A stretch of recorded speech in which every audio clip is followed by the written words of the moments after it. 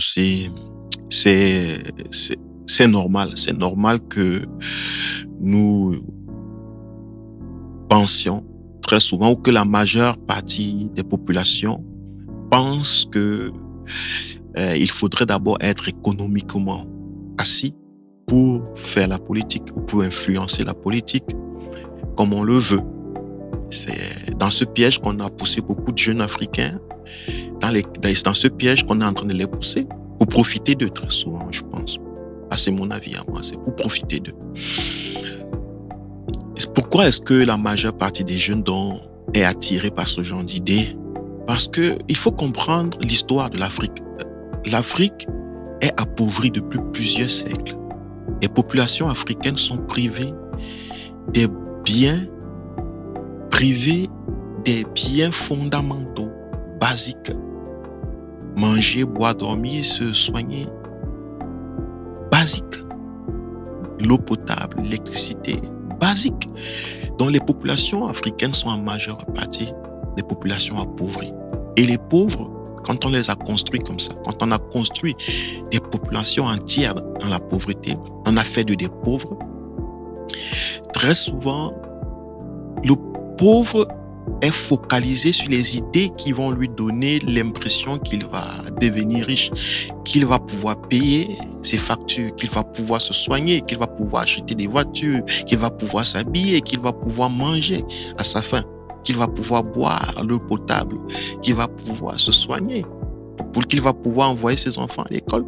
Et pour cela, le pauvre, toute sa conscience est focalisée sur le matériel. L'argent.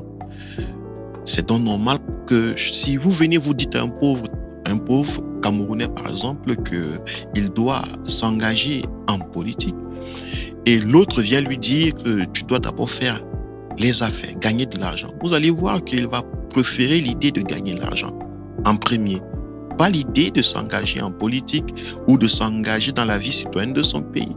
Cette idée sera secondaire, elle ne sera pas attrayante pour lui et c'est normal. Parce qu'avec l'idée de l'argent, directement, il se dit, dès qu'il a cet argent, il va pouvoir être un bon homme. Il aura de belles idées, parce que chacun pense qu'il a de belles idées. Les pauvres pensent qu'elles sont des personnes morales, qu'ils sont bons, et que lorsqu'ils auront l'argent, avec cet argent, ils vont pouvoir bien faire. Mais est-ce que c'est vrai? Je ne crois pas. En fait, nous sommes les hommes.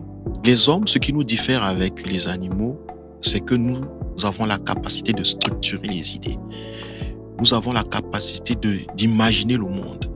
Les autres animaux n'ont pas ça. Remarquez que nous sommes les seuls animaux qui ont pu construire un monde, construire des routes, des hôpitaux, s'organiser. Nous sommes les seuls animaux qui pouvons vivre en grand groupe, regroupés quelque part, mais étant différents. Vous ne verrez pas des bonobos ou des chiens d'une région quitter et venir rencontrer d'autres chiens d'une autre région de la Terre et vivre ensemble, s'organiser et vivre harmonieusement. Non, il n'y a que nous les hommes qui le faisons. Pourquoi? Parce que nous pouvons harmoniser nos idées.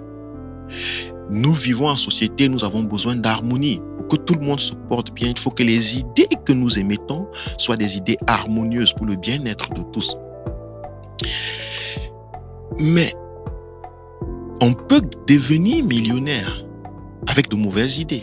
Vous pouvez tuer des gens et devenir millionnaire. Vous pouvez piller des gens et devenir millionnaire. Vous pouvez priver des gens par la force, la brutalité et devenir millionnaire. Vous pouvez voler des gens. Vous pouvez voler des biens, arracher les biens des gens et devenir milliardaire ou millionnaire.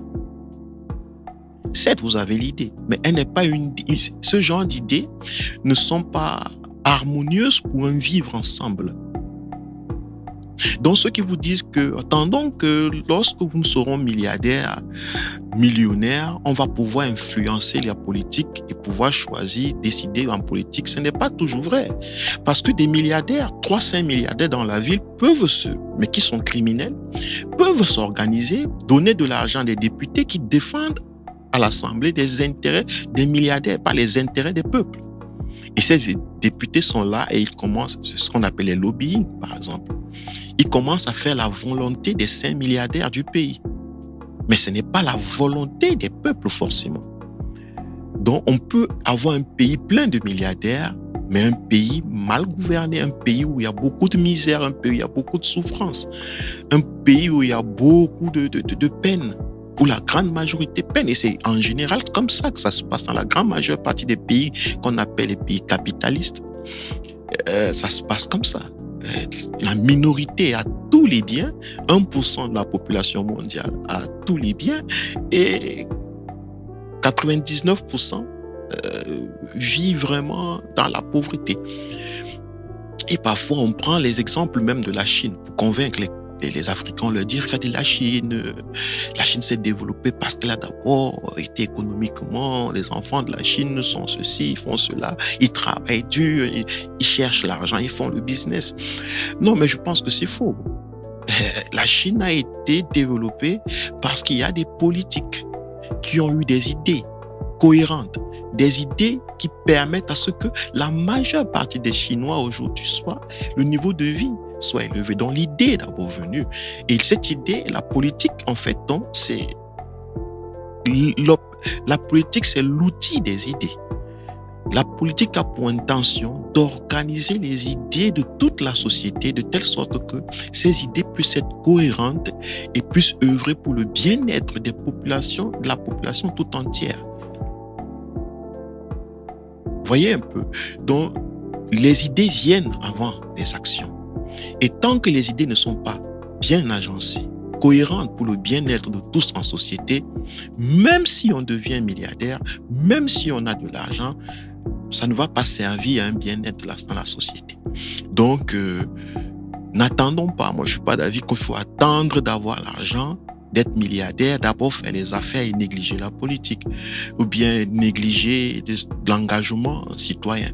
Je pense que ça peut se faire parallèlement. Si nous prenons conscience de l'importance des idées cohérentes et harmonieuses pour le bien-être de la société, même la façon de faire nos business va changer. Même la façon de faire nos business va changer, la façon de traiter nos clients, la façon de faire les affaires, d'échanger avec les autres membres de la société va changer. Mais si nous passons à l'autre voie en nous disant il faut d'abord avoir l'argent et puis on va pouvoir influencer les politiques, je veux nous faire comprendre que l'argent ne fait pas de nous forcément un homme bon. Et très souvent, si on a pris l'habitude de faire l'argent dans des mauvaises conditions, on devient mauvais. Et dès qu'on a l'argent, le degré de méchanceté, de criminalité augmente. Vous pouvez le remarquer très souvent dans plusieurs sociétés. Merci, c'est ce que je voulais dire.